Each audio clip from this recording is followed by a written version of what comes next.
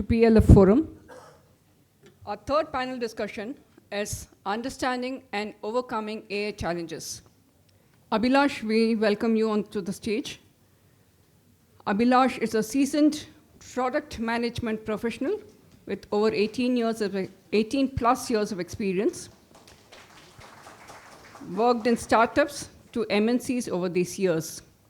He is a patent holder and passionate about solving people's problems and creating great product and product communities for the people. We welcome you, Abhilash.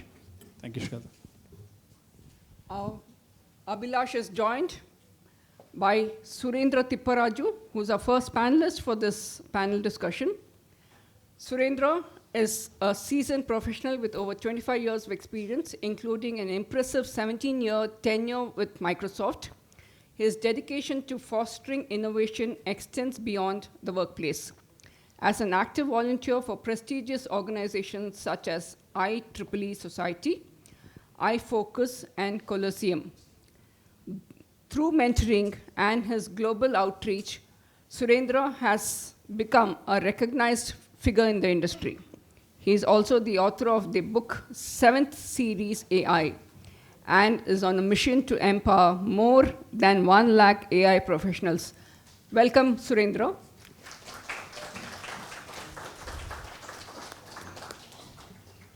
Surendra, though I write poetry, I'm not into your area of technology, but I'm sure I can learn a lot from you. Our second panelist is Nakul Raut.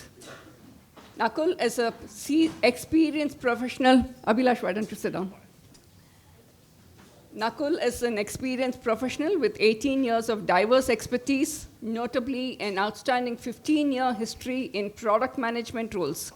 He directs his passion towards enhancing decision-making, use causes by utilizing AI capabilities within the marketing and debt collections realms to deliver personalized and relevant messaging. We welcome you.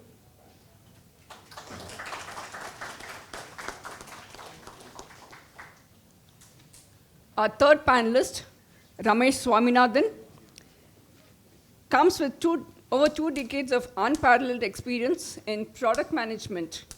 Ramesh currently holds the position of Vice President of Products at RealPage, showcasing a remarkable talent for effectively managing a diverse portfolio of enterprise products. Ramesh is a startup mentor and is a guest faculty at IIITH, teaching product management for the last 3 years. We welcome you. Our fourth panelist, Vijaya Anupama. She boasts of an impactful career that includes diversified roles at renowned firms like Nokia, Accenture, Intuit, and Harman International. Her thriving career as a product manager is currently anchored at Signify. She's a passionate leader, dedicated yoga practitioner, and an engaging storyteller. I would love to hear your stories. We welcome you, Vijaya.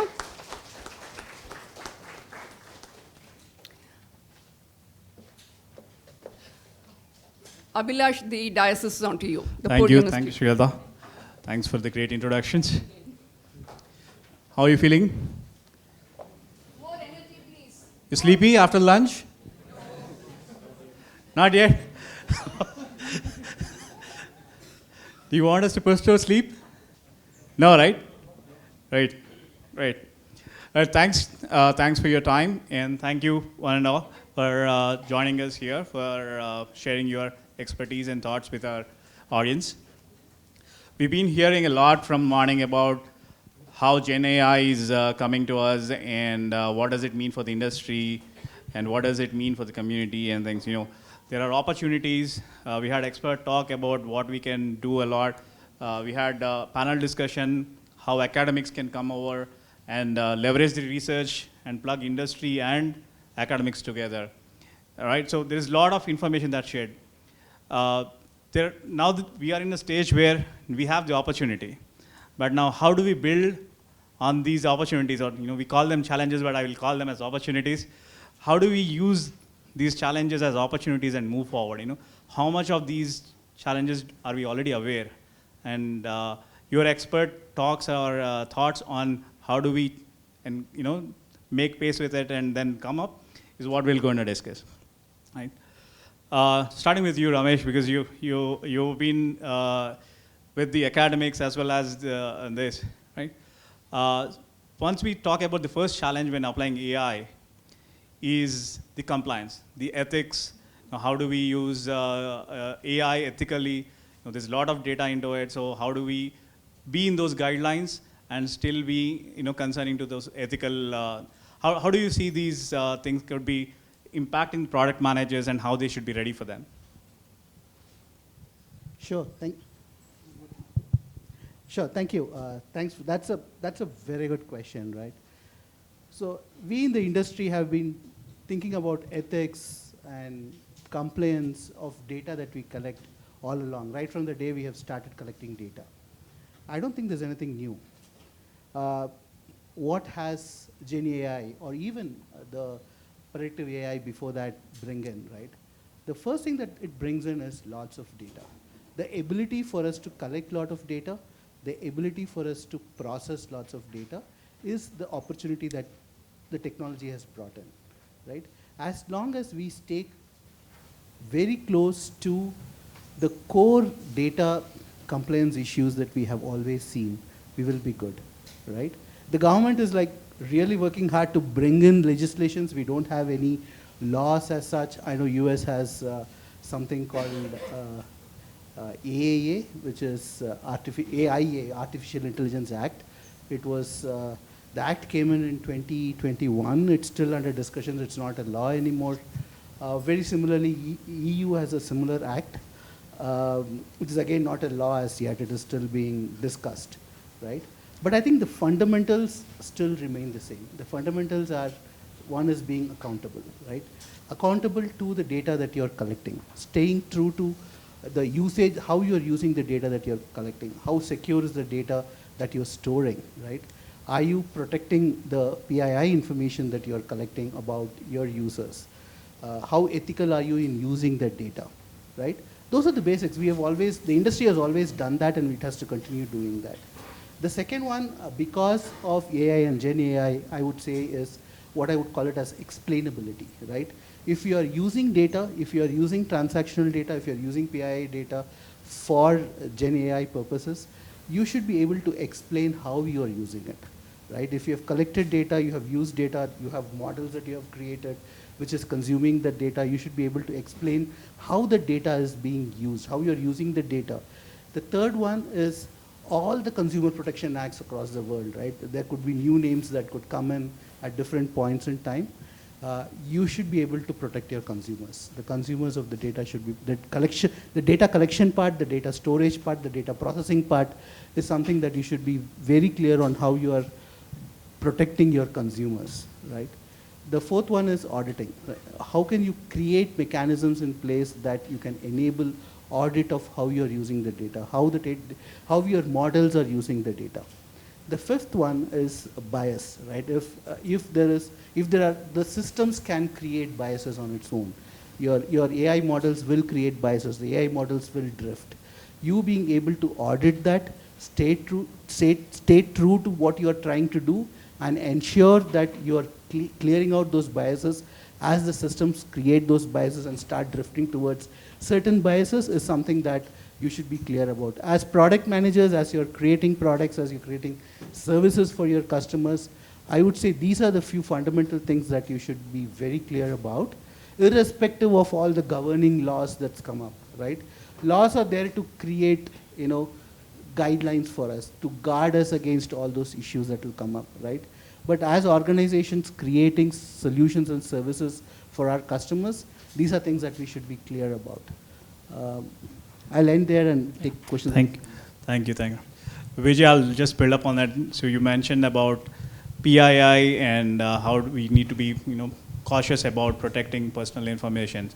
As a product manager, so now if I'm trying to build a system that is going to collect a lot of personal information, right, and I'm trying to build a product that is intended to actually solve the customer's problems, the user problems, I as a product manager, right, what are those some tools or some of those aspects that that's already available for me if I can have to go out, and or is there any specific avenues that I can go to read about these laws, be myself prepared with these laws, so when I'm building them, I can just go, I'm not doing and then failing, then learning it. Rather, I go prepared and then share your thoughts on how we can be cautious about this personal identifiable information. Okay, so good afternoon, everybody, and thank you so much for being here, taking time from your professional, personal time and being with us.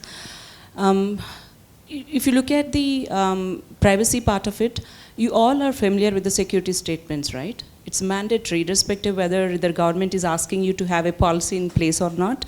A security statement is a mandatory compliance document that you, as a person responsible for delivering a product in your organization, is responsible for. That comes from your business teams, which is from R&D. It all come together to have the documentation ready. Even if you're going to go and prepare and submit a tenders, unless your security champion comes and gives a go-ahead saying that, yes, the product I'm going to sell now is security compliant, and it's taking care of all that is needed to protect the data that's coming into your systems, your tenders will not go through. So whether government is implementing it or not, we already are familiar with the delicacy that is involved in storing the personal data, correct? Now, last month, the Government of India also proposed the Data Protection Act, which was signed off on 11th of August. Okay, and all the interesting part is it's not covered the AA aspects of it. They said the digital data policy, which is going to be coming in a 1 to 2 years time, is going to include AI. Right now, we're only focusing on how do we really ensure that the data that we are collecting, is it rightly encrypted or not, right? And are we giving right kind of access to the people who are supposed to be accessing it? And are we bringing in right kind of authentication factors for those who are accessing it, right? For example, I as a person working for ensuring for a responsible for global markets for the product I'm responsible for, I just can't download an email ID of my client and then just send it across, because that's a violation. So we have the security audits coming into picture, questioning me on regular basis, because we do a frequent product upgrade. So they come and ask us, show us if because of some feature development, are there any deviations that you're introducing as part of the previously baselined and approved security statement, where we're going to capture all the data, right? So we need to be particularly aware of it, and there is a reason behind doing this. Now, with Gen AI or anything related to the artificial intelligence coming up, the question is how, with human, I mean, no matter, this is what I strongly believe, no matter how many AI versions are coming through, we need to use them as our co-pilots, like our previous speakers mentioned. End of the day, it is a product manager's power to decide whether they want to give access of the sensible data to the AI systems they're developing. Okay, so it's a collective decision, and we as humans have a powerful tool called common sense. We need to use that very diligently to make sure that what kind of data you want to classify as what, and what is that you want to give out. Make sure it's your responsibility to see that right kind of access are there, you're retaining it as per the requirements of your customer, and right access controls are in place, encryptions are in place, both in static and in transit as well. And everything, and every company come up with their own ways of how they want to manage these tools. For example, in Signify, we have our own tools, but I won't be able to reveal the names of it right now. But yes, this is mandatory, and we all as responsible PMs here need to make sure that we understand the urgency and need of it. Not only just waiting for government to come up with the proposals, because then it's more going to be, hey, there's a government waiting there, it's going to penalize you, because there is also an exemption that's been called out, saying that if a company is defaulted twice in not meeting the guidelines that are part of the data protection, you will be barred from the business. Do we really need to wait until then? No. We know that something is coming up, you can't work without it, it's a need of the hour. But let's do what we can do as a project managers, prioritize using our common sense, and we can solve the problem together. Thank you. Thanks, Vijay. You mentioned about how the data has. So now that is one of the challenge for doing it. But coming to you, Surendra, um, coming from Microsoft and being in the industry for long, so you've seen the industry evolving with and taking on a lot of challenges and catching up with these trends. What do you see as the challenge, your key challenges for whether you're a Microsoft level company or you are a startup? We have some startups here. What are those challenges any company would face, and how do you think that we should be ready with it, and how do you tackle with them? Of course, in applying AI. and before you answer, let me, Surendra is also an author, as Shweta mentioned, on 7 Sense AI, and there is a lot of insights, so you could add on of your insights before we get to your book. So everyone is also looking forward to it. Thanks for that and putting me on the spot. Okay.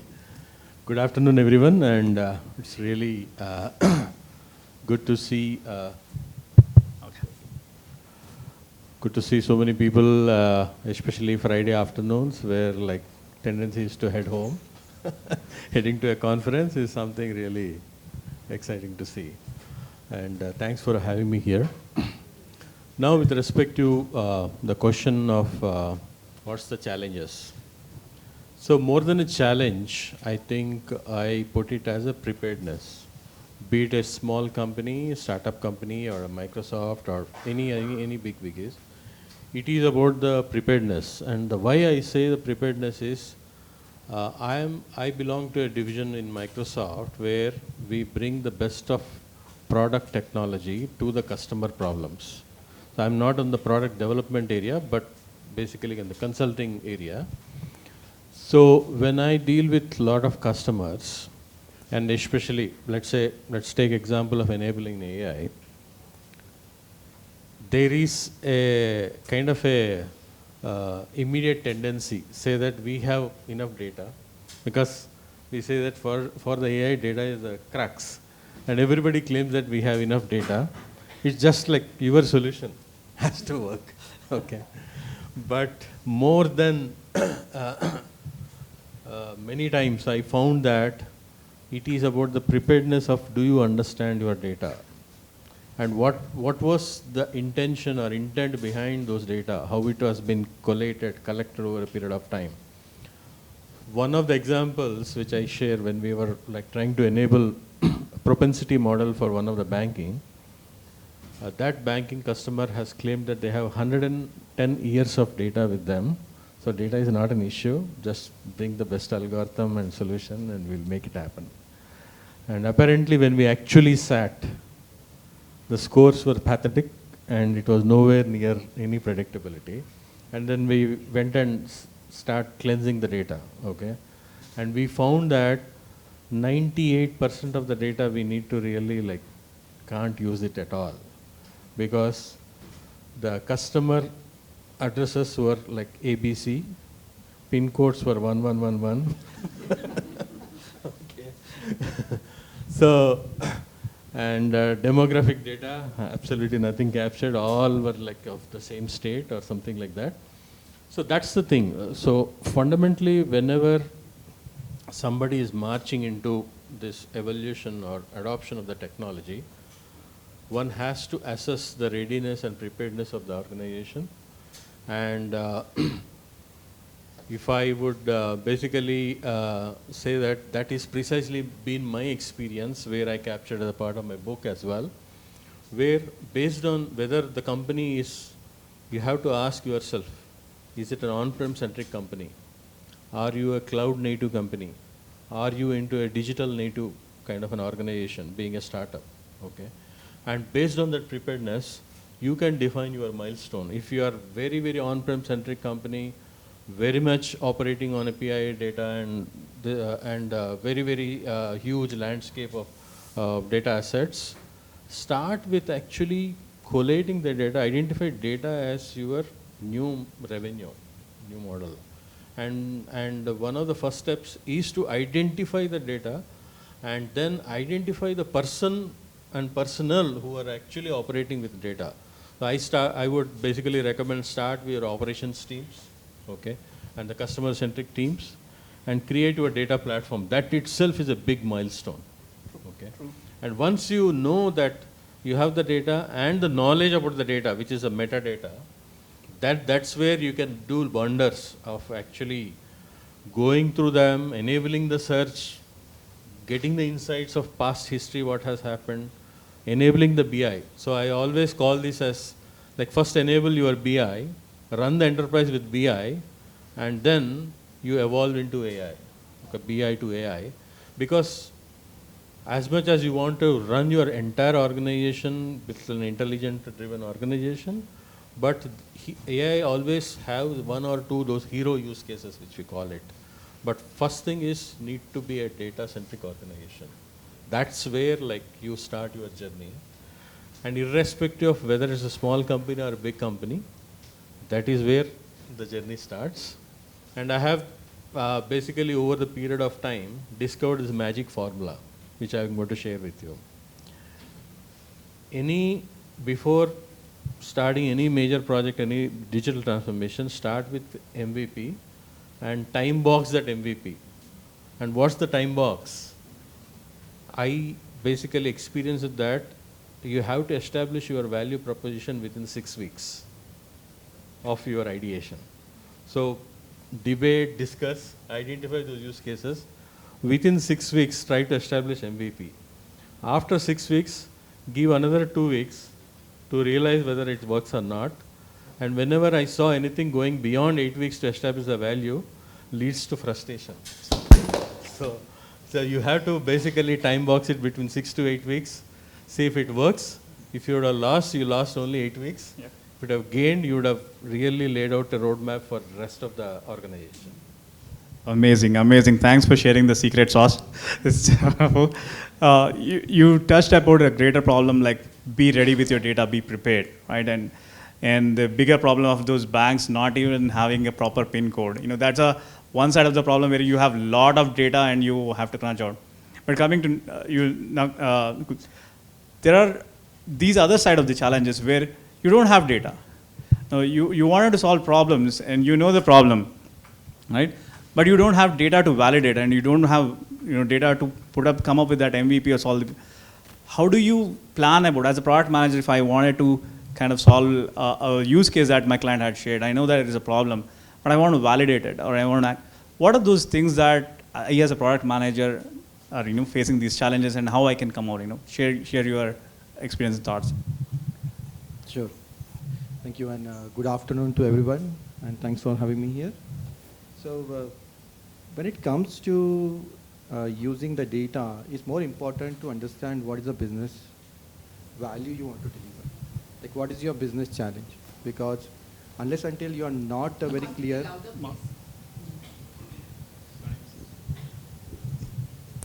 Hello? Yeah, it's far better. So, unless and until you are not clear with the value that you want to put upfront for a business, or if you are not sure about the problem area that you're going to solve, you cannot narrow down on the quality of the data or data set that you want to use, or how that insight should be. For example, if I want to put an event next Sunday, where to put that event based on today's attendance, where I can get a maximum attendance again for that next event. So that kind of insight can be only built if I know what is my next move, what I want to achieve. And for that outcome, what are the data elements I want to identify? Now, if you do not have this data set, then you need to work on it. And in today's world, you also have some predefined models for startups to use those data sets. I bring that analogy of a student who is getting graduate in college, who gets trained on a particular domain. By going to an academics, he learns some topics, and he gets some domain experience. But consider fine-tuning at the next level where he is getting postgraduate, wherein you already have a pre-trained model in case a scenario is where you do not have a data set, but you know the problem area, what you want to solve. So build on that domain with a specific requirement that you have, and try with the sampling. The approach that we are discussing, like give six weeks to try out how your data is performing, whether it is delivering the appropriate results that is accurate enough and transparent, where you can you can communicate how you are reaching out to a outcome. Can you make it explainable? So those are the very important aspects that we are discussing today about using an AI, because it is easy to put a black box, but that cannot be adopted well by business. Thank you. Thank you. Can you hear me? Oh, right. Thanks for sharing that. How do you prepare yourself, have the use case. So now what we have discussed so far was like, as a product manager, how I can solve the problems using, if I'm solving customers' problem for AI. To you, Vijay, coming back to you. Now, how I, as a product manager, can use AI while preparing for solving customers' problem, right? Because I wanted to, use AI for solving customers' problem. Is there any scope for AI to support product managers and to prepare product managers, and how I can use AI there? So we kind of established the fact that AI is going to become our co-pilot. We're not going to take that away. So AI feeds on data. For the seasoned PMs here, what feeds you? What's your source?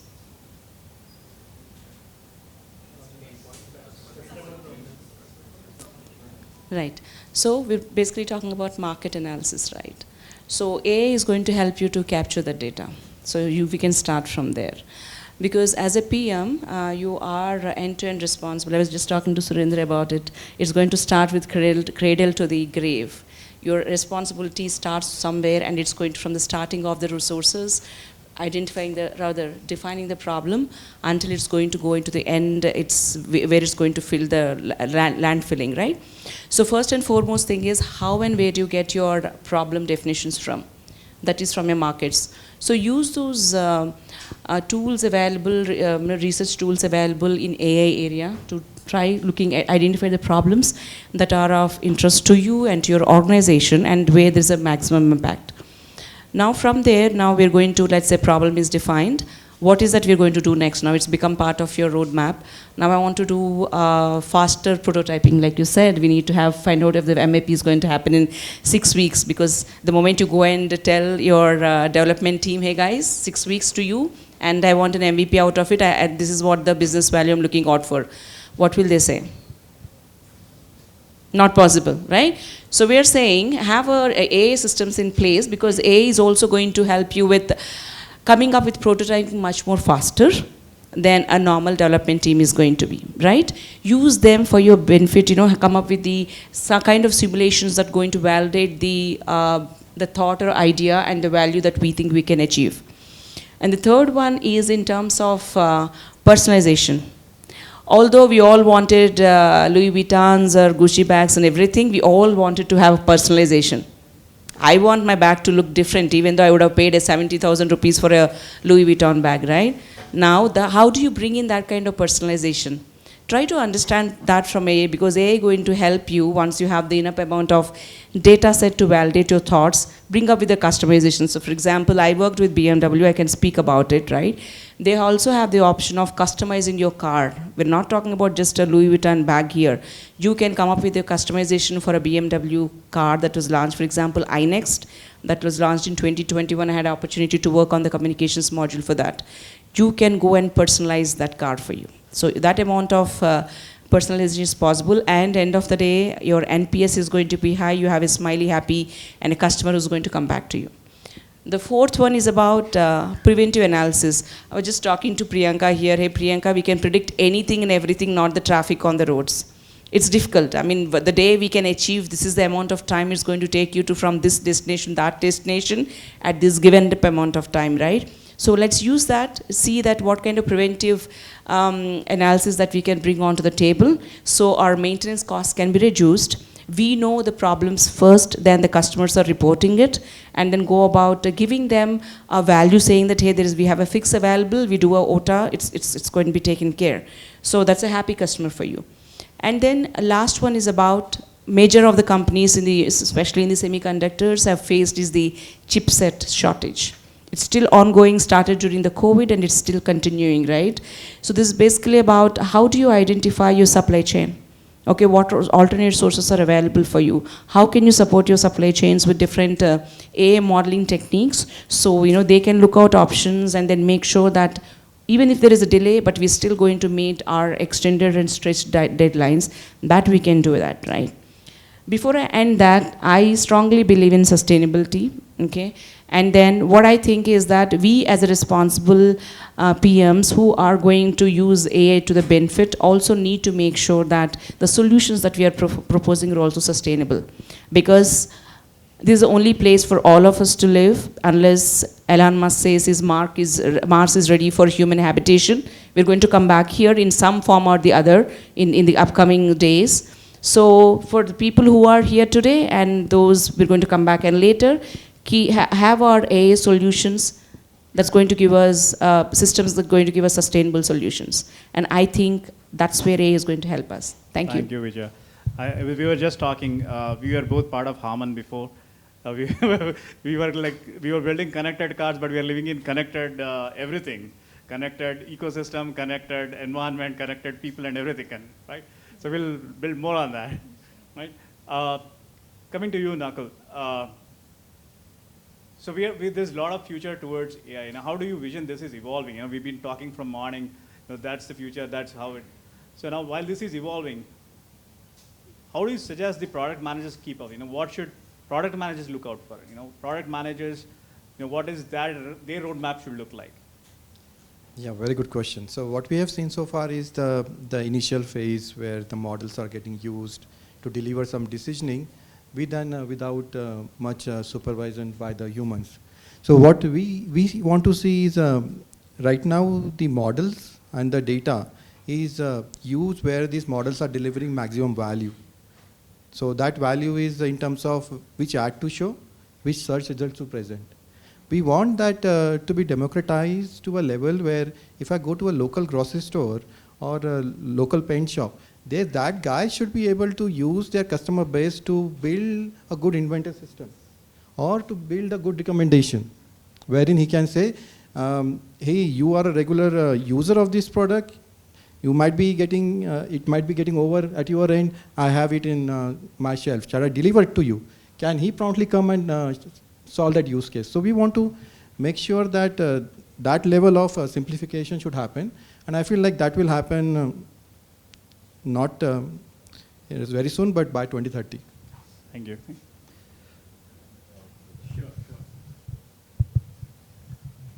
For both the questions which you asked, I just wanted to give one perspective over the years which I gained. The product leader or product manager, it's a very, very unique role. It's not engineering. It's not purely imagination. It's an art and engineering coming to the picture. And most of the time, whenever we say AI or machine learning, they just basically immediately structs to that, go to a data science. Okay. Right. Which is one of the most wrong notions to start with. It is not about the AI which is going to solve the problem. It is about what we want to achieve and what is the purpose it's going to meet. AI is just an enabler or a tool.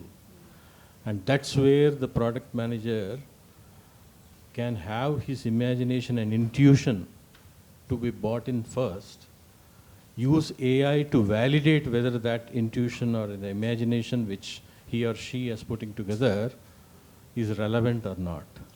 And today's AI systems, be it generative AI or any of those evolutions, can really play a major role in helping that validation. Okay.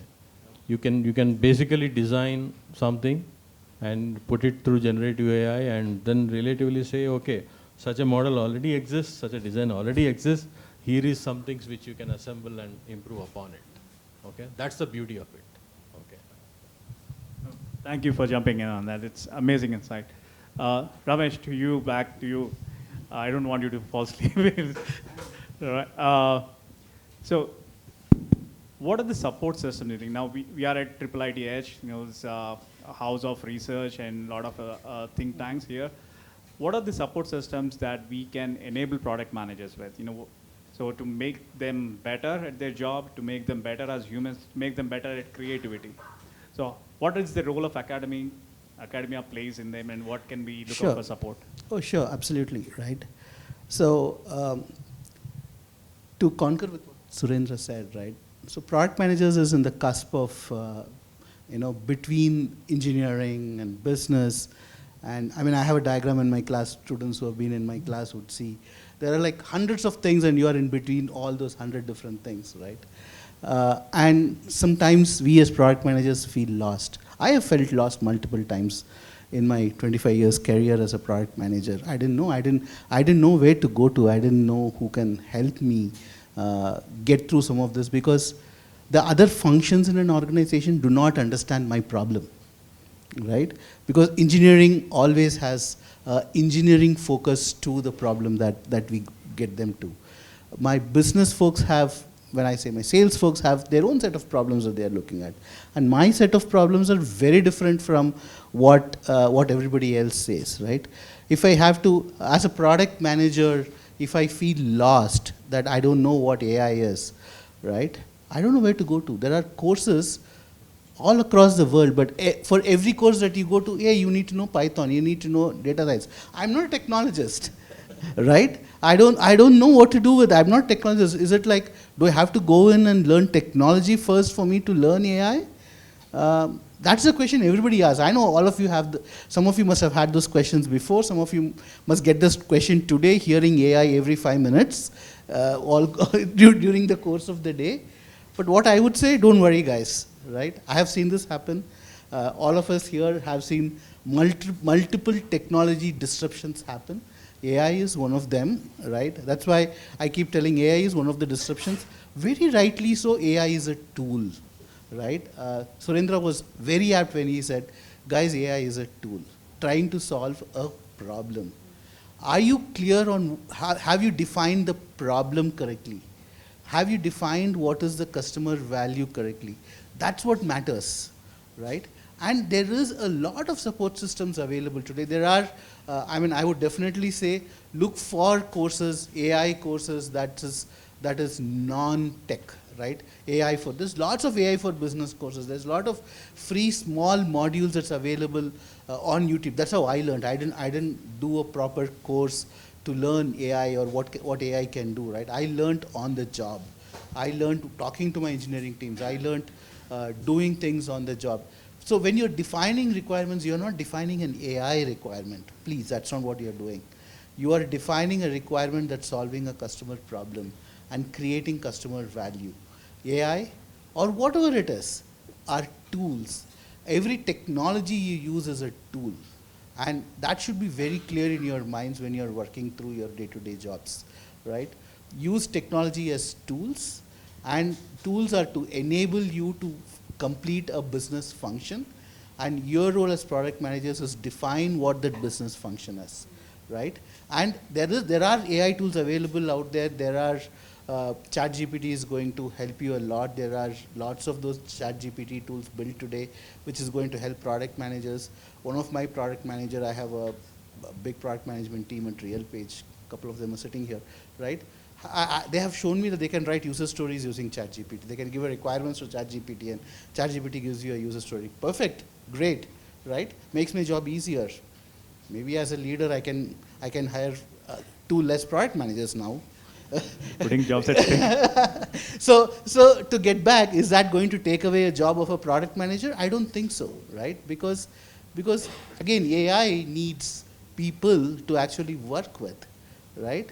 I have lived long enough where when computers were introduced, I remember there was those days when outside SBIs and LICs of the world, there used to be those big agitations happening that computers are going to take my jobs away, right? Did it take jobs away? It actually brought in jobs, right? We all grew, and AI is going to help us grow, right? And we'll have to find those areas where AI can help us grow, right? And there are definitely academic tools available. There are courses available out there. You could spend time, money, and you all should invest, right? I mean, as product managers, we all should be investing some time for ourselves, for us to grow. Because remember, if we grow as product managers, the organizations that we work in grow. we are in the front end of innovation in our organizations, right? If we don't drive innovation, nobody else is going to drive innovation in the organization, right? That's why it's very important that we spend time, concentrate, spend time, put it in your calendars to spend time to learn AI. Not technology, but usage of AI. How can you use AI? How can AI be used in your specific domain, industry area you are in? That's where you should be spending time on, right? And there are definitely tools available out there doing that. Thank you. I wanted to give more chance to our folks to ask questions, but on a lighter note, right? So someone stole my question that I wanted to ask in the morning session, so I'm going to flip that now. So if we know this traffic problem that we have, right? So you're talking about that, how do we use it? You kind of had a Hyderabad too while reaching here, right? So if we have some of the AA solutions already, but let's say if you have to solve one of the people problem that's day to day in our life, right? And go crazy about it. How crazy would you go using AI? Want me to start? Wow. That's an interesting one. Too many in my list, but let me pick one. I think what we have today, prevailing pattern, is like 5-day work week, 2-day weekend, right? But hardly even those 2 days is kind of ends up with a lot of chores. I see a lot of people too much stressed about careers, too much stressed about work, too much stressed about managing stuff. So if I really had a chance, and I think I do have a chance, to flip that up. So I want to make like 2-day work week and 5-day my time. I love it. That would be my value prop. Okay. You have audience.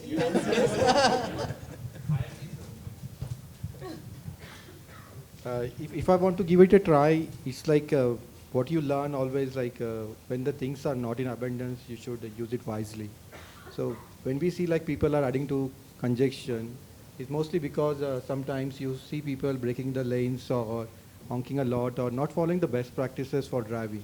So if you can use AI, IoTs, everything together to identify potential candidates, to train them better, to follow the best traffic rules, and incentivize people who are doing in the right way, so that you can get people use and avoid congestion.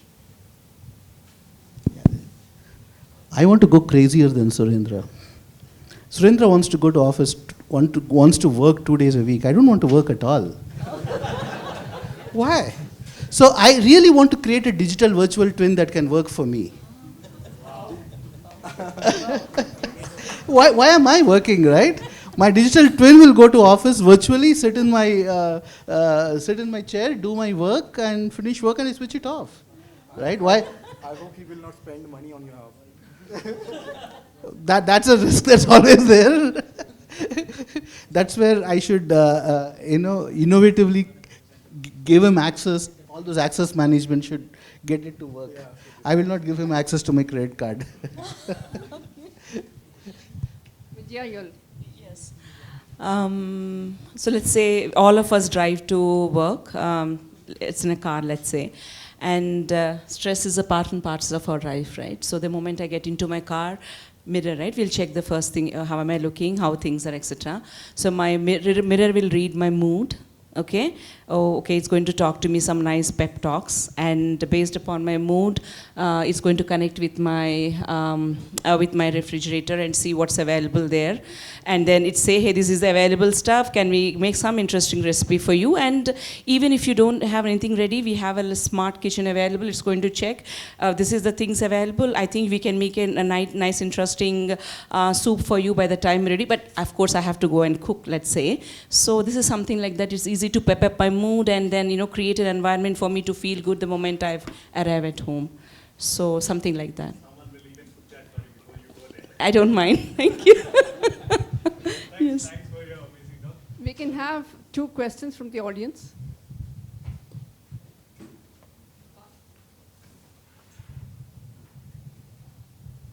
Hello everyone, this is Ananya. I'm from ADP, lead product managers. So we've been listening a lot of Gen AI. I think I've counted it's 1,064 times we've spoken Gen AI. What makes me believe, or rather it's just a thought and probably a mind share more than a question. Aren't we as people or product managers trying to force fit solutions by Gen AI? Like, even a simple use case that can be, say, as simple as an Excel macro or probably putting a VLOOKUP. We are force-fitting higher-ended solutions, costlier solutions while we are building for this. So just a mind share around that. No, I 100% agree with you, right? That's why I was very clear when I said value, define benefit, right? All the tools that we are talking about are tools, right? We should be very clear on the value that we are creating on the usage of tools. These tools are insanely expensive. We think it's cheap, but for us to create, for us to deploy, for us to maintain these tools over a longer period of time is extremely expensive, right? And that's what we should be very careful about. Value, right?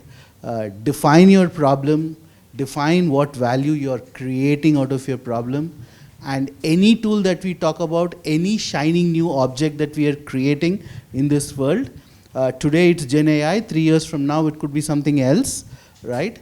But as product managers, and remember the other side of the coin, right? If it's your engineering teams will want to use some of these tools because they are engineers by profession, right? They want to use the latest shining tool in the products. Your sales team wants to use them because it sells, because that's the word everybody uses, right? I have the product that is powered by Gen AI or whatever AI tools that's out there today, right? It was something else 3 years ago. It was something else 10 years ago, right? So everybody else wants to embed that new tool into your product, into whatever they are building, so that they can sell well, they can talk well, they can experience these new technologies. But our role as product managers is to create value, right? We have to define what value is very clearly. Use technology only when you're creating value, not because there's a new technology out there. Okay. So sometime back, there was an app on iPhone to switch on your light. It was selling at $99. Yeah. Now it's absolute. So that's where if you're not building a proposition that is ready to, like, can be adopted, it cannot last for longer. I agree with you, Surendra, that I don't want to work for 5 days a week. I want to work for 2 days. I can use that 5 days creatively, doing so many things. And I agree with you, Vidya, I hate cooking. So if something helps me in my kitchen to cook, I'll be the most happiest. We can take one last question. Any questions for the panelists, please? One last question. Your last thoughts, one last, this lady.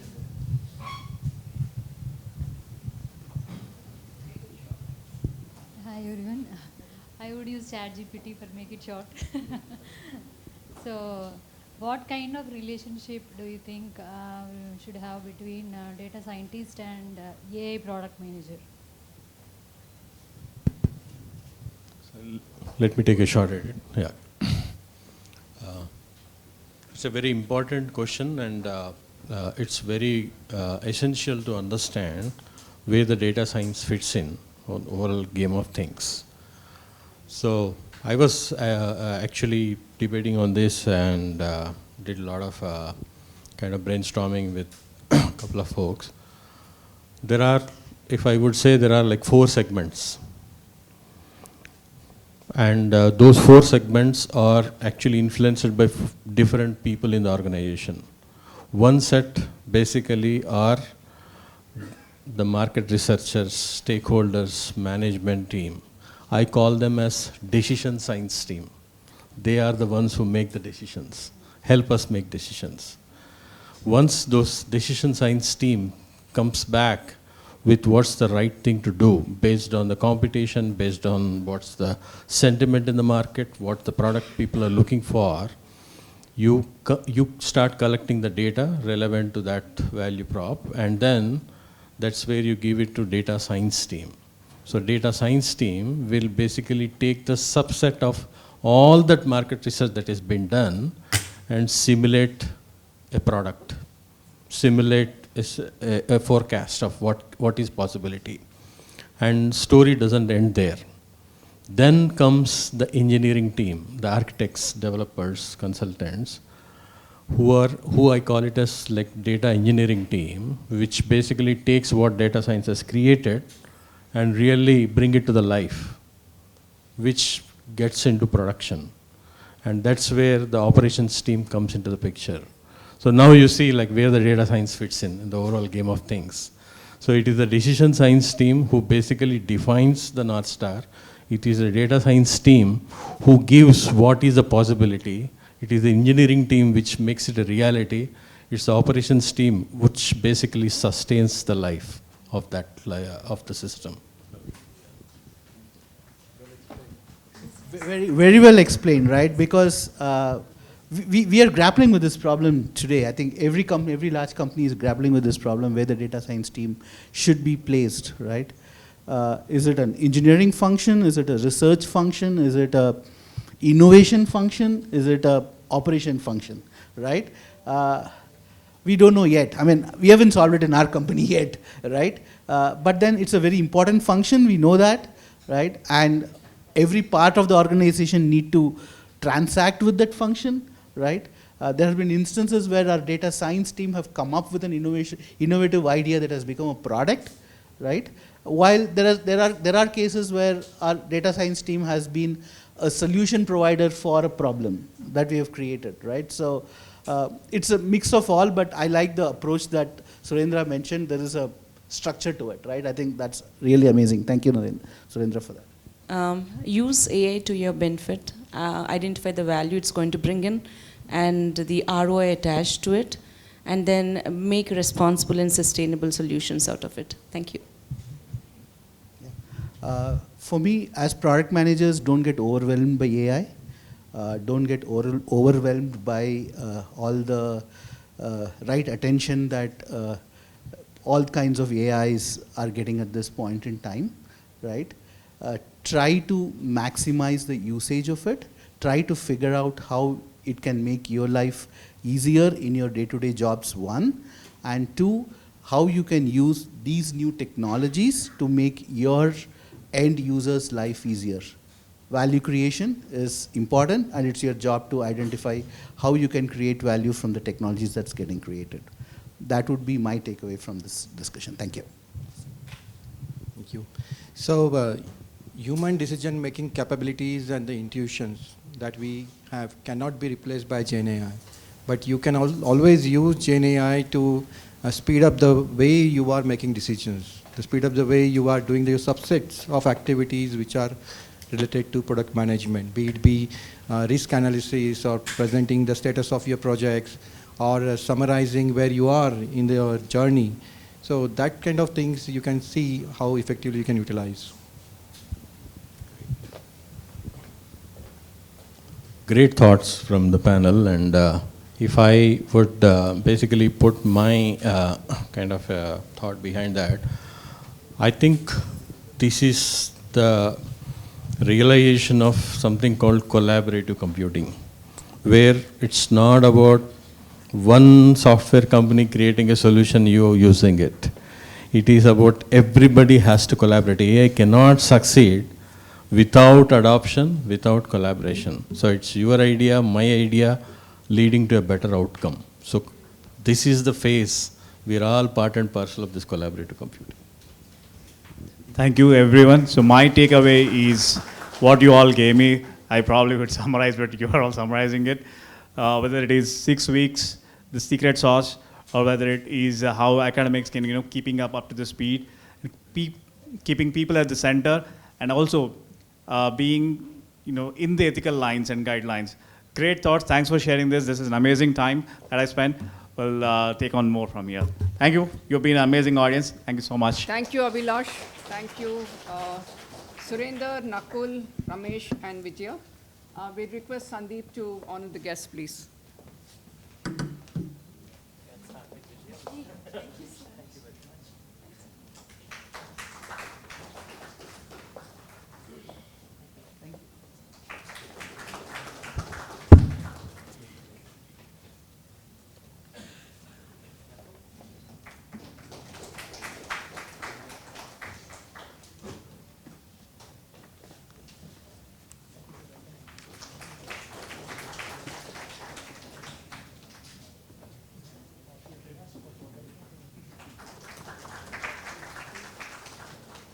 Thank you so much. Thank you, Abhilash, for moderating the session.